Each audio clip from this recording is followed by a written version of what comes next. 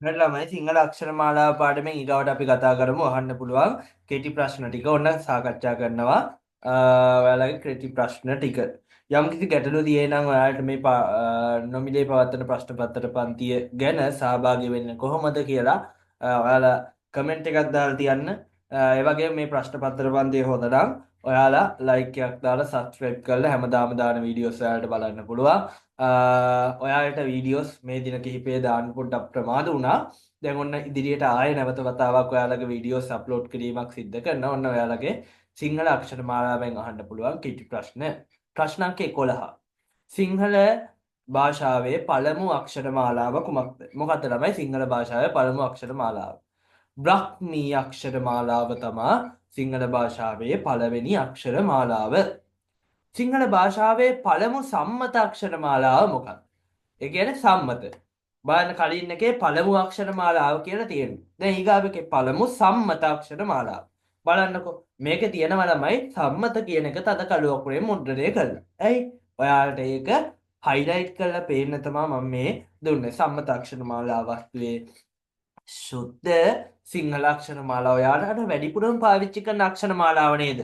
සුද්ධ සිංහල අක්ෂර මාලාව. තව ශුද්ධ සිංහල අක්ෂර මාලාවේ අක්ෂර කීයද? ළමයි කීයක් තියෙනවද? අක්ෂර 32යි. සුද්ධ සිංහල අක්ෂර මාලාව හඳුන්වන්න තවත් නමක් කියන්නකෝ. ඔය ඉන්න ගමන් කියන්නකෝ. දැන් සුද්ධ සිංහල මතක් කරනවා ඇති සරට බැල. ඇයි දන්නේ නැහැනේ පෙරක් අය. සුද්ධ සිංහල අක්ෂර මාලාවට අපි කියනවා අමිශ්‍ර සිංහල හෝඩිය කියලා. ඒ වගේම සිදස් සංගරාව රචිත යුගය.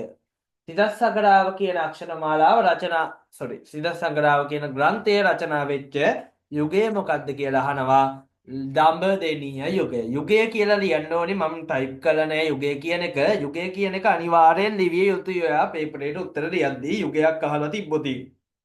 හරි.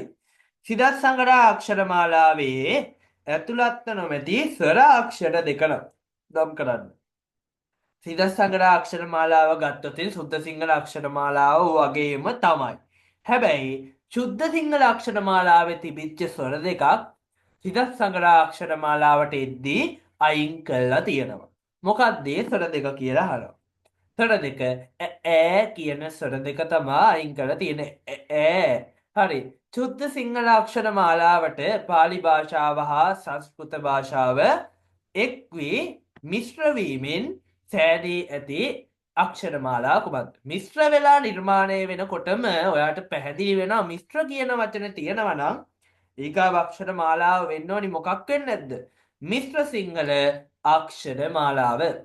මම මේ කියනකොට ඔයාලා ඔහේ ඉඳන් උත්තර දෙන්න. ඔයාලා මම හිතන විදිහට මේ සේරම දන්නවා. දන්නා වුණාට කමන්නේ අහගෙන ඉන්න මේවයින් විභාගෙට අහන සම්භාවිතාවය වැඩිනේ නේද? සිංහල අක්ෂර මාලාවෙන් කෙටි ප්‍රශ්න අහනවනේ අනිවාර්යයෙන්ම විභාගෙට. ඒ වගේම ප්‍රශ්න පත්‍රයට උත්තර දෙද්දී සිංහල අක්ෂර මාලාව ගැන හොඳ දැනුමක් තියෙන්නත් ඕනි. හරි. අපි කලින් ඉදි ගන්න ප්‍රශ්න ටික කතා කරා, කෙටි ප්‍රශ්න ටික කතා කරා. දැන් මේ බහුවර්ණ කෙටි ප්‍රශ්න තවත් කෙටි ප්‍රශ්න තෝගය සාකච්ඡා කරනවා මේ වෙනකොට. අපි ඉදි ගන්න ප්‍රශ්න ටික කලින් කතා කරා. හරි. එම අක්ෂර මාලාවේ ඇතුළත් අකුරු ගණන කීයද? 54යි. මිශ්‍ර සිංහල අක්ෂර මාලාවේ 54ක් තියෙනවා. ඒගාවට වර්තමානයේ අප භාවිතා කරන අක්ෂර මාලාවේ නම් මොකක්ද?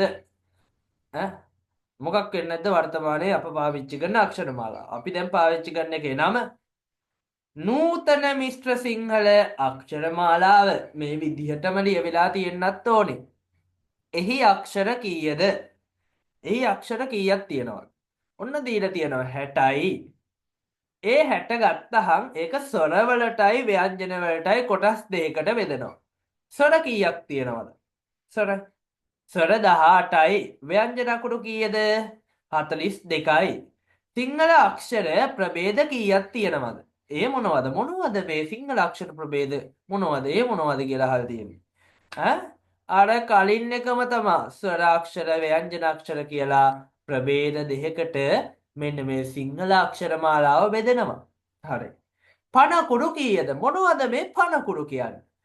පණකුරු කියන්නේ ස්වර වලටම තමයි ස්වර වලට කියන තවත් නමක් පණකුරු කියන්නේ පරකුඩු මොනවද 18යි. කෙටි ස්වර දෙකක් නම් කරන්න. දාලා තියෙනවා. දෙකකට 4ක් දීලා තියෙනවා. තව තියෙනවා මං කෙටි කරලා දුන්නේ කෙටි ස්වර දෙකක් මොනවද?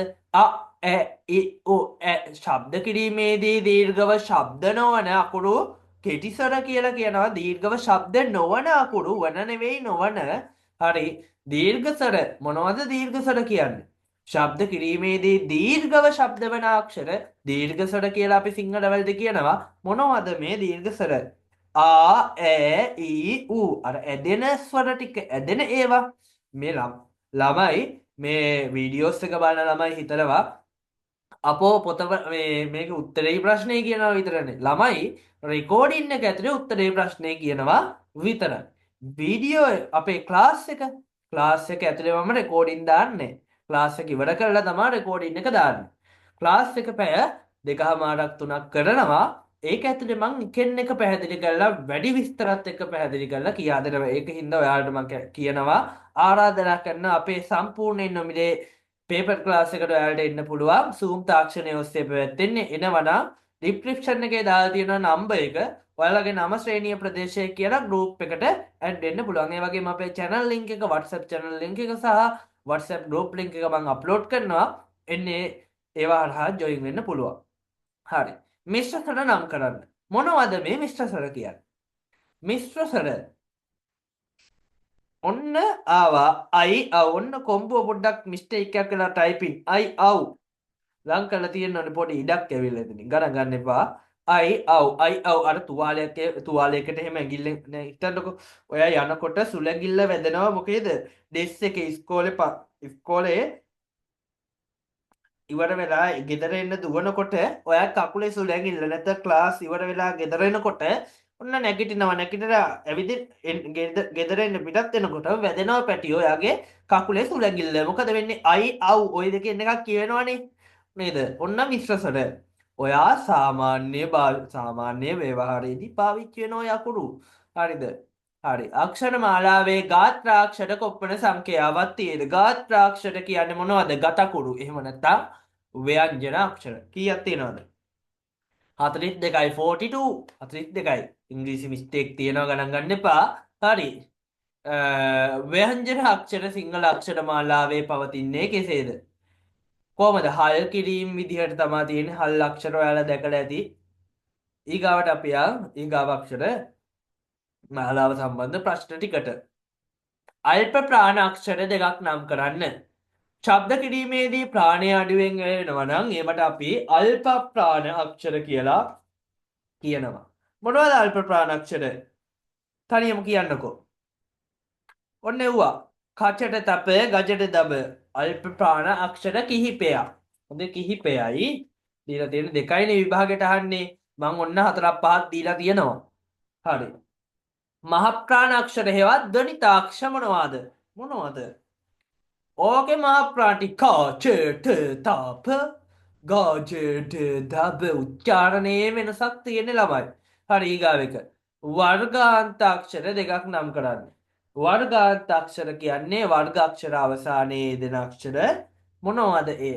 ඤඤන නම අන්න ඒ ටික. ඊගාවට සංඥක අක්ෂර. සංඥක අක්ෂර නම් කරන්න. මොනවද සංඥක අක්ෂර? ගජ්ජඩ දබ කියන්නේ සංඥක අක්ෂර. හරි. ඊගාවට අන්තස්ථාක්ෂර දෙකක් නම් කරන්න කියලා තියෙනවා. මොනවද මේ අන්තස්ථාක්ෂර කියන්නේ? අර්ධස්වර වලටම තමයි. හරි. යරලව ගර්ශාක්ෂර දෙකක් නම් කරන්න. ඒ කියන්නේ උෂ්මාක්ෂර දෙකක් නම් කරන්න අපි කලින් කතා කරා. ඉරිගහන ප්‍රශ්න ටිකේ උෂ්මාක්ෂර මොනවද? ඔන්න දැන් ශෂ සහ ෆ. ශාෂ සහ ෆ.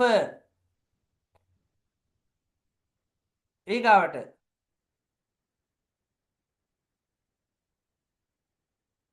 ශෂ සහ වර්ගාක්ෂර ප්‍රභේද නම් කරන්න. ක වර්ගය, ච වර්ගය, ට වර්ගය, ත වර්ගය, ප වර්ගය. කචට තප කියලා මම සරලව දාලා තියෙනවා. ඔයා ලියන්න ක වර්ගය, ච වර්ගය, ට වර්ගය, ත වර්ගය, ප වර්ගය කියලා. අනුස්වාරය යෙදුණු වචන දෙකක් සඳහන් කරන්න. අනුස්වාරය අංගොඩ සංඛ්‍යාව. විසර්ගයේ යෙදුණු වචන දෙකක් නම් කරන්න. අන්තක්පුරය මනක් කල්පිත. කණ්ඨජ අක්ෂර දෙකක් නම් කරන්න. ඔන්න ඒ ටික සේරම එකට දාලා තියෙනවා. ඔන්න කණ්ඨජ කියන්නේ මොකද්ද? ශබ්ද කිරීමේදී උග්‍ර ආශ්‍රිත උපදින අක්ෂර කණ්ඨජ අක්ෂර කියලා කියනවා. කක ගග ඟ ග. තාඩු අක්ෂර කියන්නේ ශබ්ද කිරීමේදී තල් ඇසුරින් උපදින අක්ෂර චටචජ ඤජ. මූර්ධජ අක්ෂර කියන්නේ දාලා තියෙන ඊගාවට දන්තජ අක්ෂර දන්තජ අක්ෂර කියන්නේ ශබ්ද කිරීමේදී දත් ඇසුරෙන් උපදින අක්ෂර තතදනද. ඊගාවට අපි ඕෂ්ඨ අක්ෂර කතා කරනවා. ඕෂ්ඨ අක්ෂර ගත්තහම ශබ්ද කිරීමේදී තොල් ඇසුරෙන් උපදින අක්ෂර ඕෂ්ඨ අක්ෂර කියනවා. පප බබ මෙබ. සිංහල අක්ෂර මාලාවෙන් අහන්න පුළුවන් ප්‍රශ්න කිහිපයක් අපි කතා කරා. අපි ඊගාවට කතා කරා. ඔන්න ඔයාලට අද දවසේ අපි සාකච්ඡා කරලා ඉවරයි. සිංහල අක්ෂර මාලාවෙන් අහන්න පුළුවන් කෙටි ප්‍රශ්න කිහිපයක් රෙකෝඩින් එක ඇතුලේ මේ Zoom ක්ලාස් එක ඇතුලේ අපි මීට වඩා විස්තරව සාකච්ඡා කරනවා. අපි කෙටි කාලයක් පමණ රෙකෝඩින් එකට භාවිතා කරන්නේ. මං හිතන විදිහට මේ රෙකෝඩින් එක ඇතුලේ ඔයාලට ප්‍රශ්න සහ උත්තර දෙන එකෙන් අර පන්තියට එන්න බැරි වෙච්ච එක Zoom ක්ලාස් එකට එන්න බැරි වෙච්ච අපේ ළමයිට එයාලගේ ප්‍රශ්න පත්තරේ නිවැරදි බව තහවුරු කරගන්න පුළුවන් දීලා තියෙන ප්‍රශ්න පත්තරේ. ඉතින් මං මේ විදිහට පාඩමෙන් පාඩමට විභාගෙට අහලා තියෙන සාමාන්‍ය පෙළ විභාගවලට අහලා තියෙන ප්‍රශ්න ටික වාර විභාගවලට අහලා තියෙන ප්‍රශ්න ටික ඒ වගේම පාඩමෙන් අහන්න පුළුවන් සියලුම ප්‍රශ්න ටික මේ විදිහට සාකච්ඡා කරනවා. අපි කලින් කතා කරා තද කළුවකුරෙන් මුද්‍රිත කොටසේ අර්ථයට සමාන අර්ථය දෙන වචන. තව අපි පිල්ලම් පාඩමේ නොයෙක් දේවල් සාකච්ඡා කරා. රෙකෝඩින් කිහිපයක් ඇති YouTube එකේ. ඒක ඔයාලා ලින්ක් එකෙන් ගිහින් බලන්න. ඒ වගේම රෙකෝඩින් නොදාපු ටිකක් තියෙනවා. ඉතින් ඒවට සහභාගී වෙන්න ඔයාලා Zoom තාක්ෂණය ඔස්සේ අපේ පන්ති වලට සහභාගී වෙන්න. ඒ වගේම ඔයාලට අපි ව්‍යාකරණ පාඨමාලාවක් පවත්වනවා. මුළු මාස 6ක ව්‍යාකරණ පාඨමාලාවක් දැන් ආරම්භ වෙලා තියෙන්නේ. 10 ළමයිට 11 ළමයිට ඕනි කෙනෙක්ට එන්න පුළුවන්. 10 11 සියලුම විෂය නිර්දේශයේ ව්‍යාකරණ කොටස් ටික ඒ මාස 6 ඇතුළත ආවරණය කරනවා. ආවරණය කළ අවසානයේ ඔයාලට වටින සාධික පත්‍රයක් නිවසටම තැපැල් කිරීමක් සිද්ධ කරනවා. හරි. ඉතින් වටින ව්‍යාකරණ පාඨමාලාවක් ඒත් එක්ක ඔයාලට අපේ තියරි පන්ති සඳහා සම්බන්ධ වෙන්න පුළුවන් Zoom තාක්ෂණය ඔස්සේ සතියට දින 5ක් උගන්නන ලංකාවේ එකම පන්තිය මේක. ඒ වගේ මේකට සහභාගී වෙන්නත් පුළුවන්. ඒ වගේම අපේ ෆිසිකල් පන්ති වලට ඇඹිලිපිටිය නිවි ස්කූල් උසස් අධ්‍යාපන ආයතනයට පැමිණෙන්න පුළුවන්. ඉතින් අපි අදට රෙකෝඩින් එක මෙතනින් නවත්තනවා.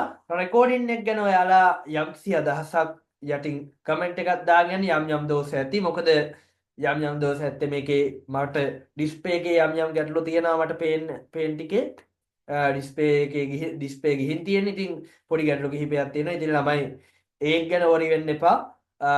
පන්තියේ මොකක් හරි අඩුපාඩුවක් ප්‍රශ්නයක් තියෙනවා නම් ඒකත් කමෙන්ට් එකක් දාන්න. හොඳ නම් ඒකත් කමෙන්ට් එකක් දාන්න, ලයික් එකක් දාන්න, යාළුවෙක්ට බලන්න, ෂෙයා කරන්න. හරි එහෙනම් ආදරේ හැමෝටම සුබ දවසක් වේවා.